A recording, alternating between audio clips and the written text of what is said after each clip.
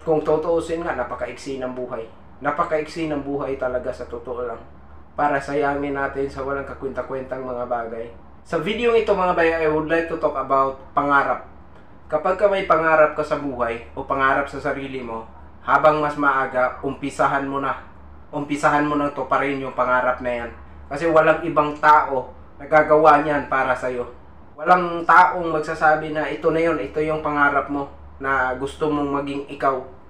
Ginawa ko na, tinupad ko na para sa'yo. Walang taong gagawa nun kundi ikaw mismo sa sarili mo.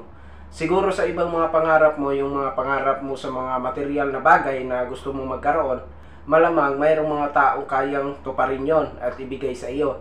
Pero yung pangarap mo bilang isang individual, bilang isang tao, iyong persona, iyong karakter na gustong i-build dito sa ating society, ay walang ibang tutupad niyan at walang ibang gagawa niyan kundi ikaw mismo.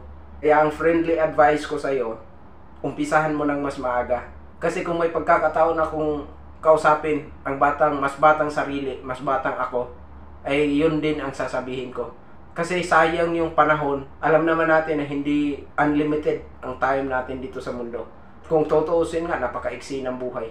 Napakaiksi ng buhay talaga sa totoo lang.